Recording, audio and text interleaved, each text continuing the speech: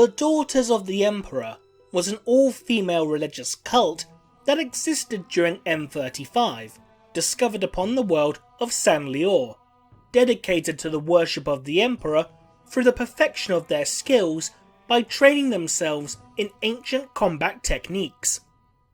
These women were the foundation to the numerous orders of the Adeptus Sororitas, the Sisters of Battle. Upon learning of their existence, Gog Vandire, who through political manoeuvring, coercion and assassination had become Ecclesiarch and Master of the Administratum, travelled to San'Lior to recruit the Daughters of the Emperor as his own personal army. However, the cult refused to recognise the authority of Gog Vandire, but Vandire claimed to have the Emperor's blessing. After ordering one of the cultists to shoot him, the shot was deflected with a blinding light. The Daughters of the Emperor believed that this was a sign of the Emperor's favour around Vandire, although in reality this was due to the energy shield generated by his Rosarius, which is carried by members of the Ecclesiarchy as a symbol of their office. The cult swore allegiance to Gog Vandire, and the order was renamed the Brides of the Emperor. This would instigate what would become known as the Reign of Blood, one of the bloodiest civil wars within the Imperium since the days of the Horus Heresy. Vandire attempted to expand his influence further and further throughout the Imperium, but resistance to his expansion began to grow thanks to the growing influence of the preacher Sebastian Thor and numerous chapters of the Adeptus Astartes becoming bastions against Vandire's growing influence. Even the Adeptus Mechanicus called upon the High Lords of Terror to execute Vandire as a traitor, but Vandire would dissolve the Council of High Lords entirely before ordering his armies to attack all those who would dare defy him. It was soon after this that the Adeptus Custodes would learn of the extent of Vandire's corruption.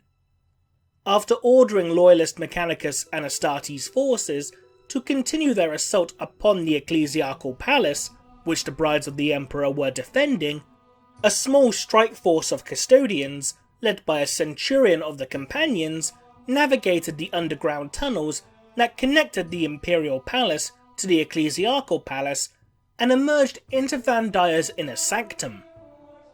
The custodians attempted to show the Brides of the Emperor that they were fighting for a man who had fallen to evil and corruption, but they would not be swayed. Eventually, leaving his custodians as hostages, the centurion led the leader of the cult, Alicia Dominica, back into the tunnels and away from the Ecclesiarchal Palace towards the Sanctum Imperialis, the very throne room of the Emperor of Mankind.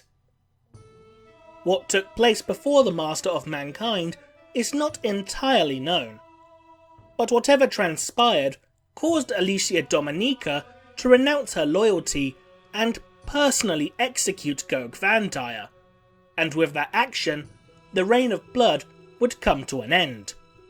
You have committed the ultimate heresy! Not only have you turned your back on the Emperor and stepped from his light, you have profaned his name and almost destroyed everything he has striven to build. You have perverted and twisted the path he has laid for mankind to tread. As your own decrees have stated, there can be no mercy for such a criminal. I renounce your lordship. You walk in the darkness and cannot be allowed to live. Your sentence has been long overdue, and now it is time for you to die. The Brides of the Emperor would renounce their name, becoming the Daughters of the Emperor once again, before eventually being formed into the military arm of the Ecclesiarchy, the Adeptus Sororitas.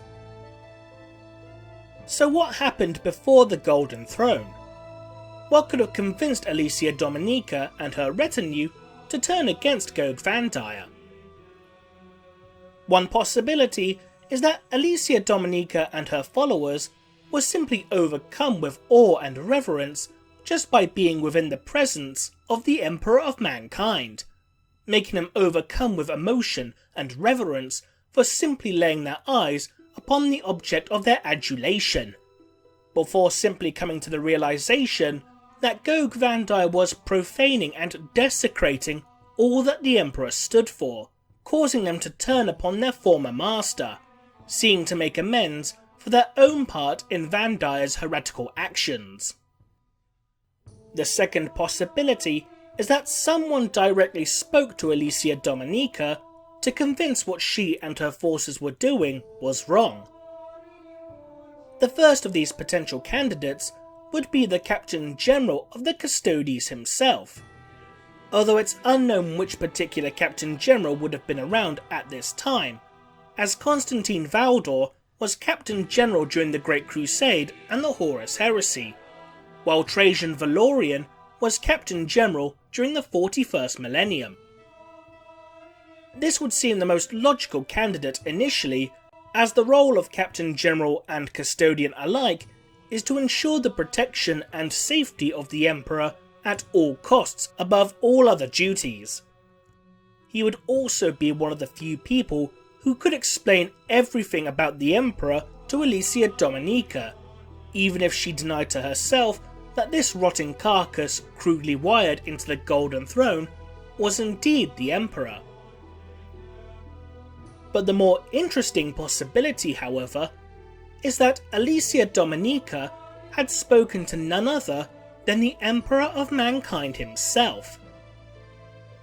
Following the Emperor's internment into the Golden Throne, the Emperor, if only for a few decades, was able to still briefly communicate for short periods of time, before lapsing into a silence that was to last for millennia. However, the Emperor himself has been shown to still be able to communicate by utilising his immense psychic powers to certain individuals. One such individual was the Inquisitor Jack Draco. Draco appeared before the Emperor to warn him of a plot from an organisation known as the Ordo Hydra.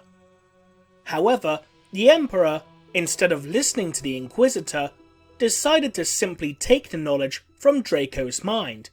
Then we will strip your soul bare. Relax, mortal man, or you will surely die in such pain as we always endure. Jack Draco would note that the Emperor's mind was not a single voice, but instead a collection of many separate voices, as if his soul had shattered into many fragments which were barely holding together within his broken body. The other individual who has spoken directly to the Emperor following his interment into the Golden Throne was the Primarch Rabute Guilliman following his resurrection and return to Terra during the Terran Crusade. Guilliman would spend many days and nights within the Sanctum Imperialis before emerging, but would not reveal the subject that he and the Emperor spoke of.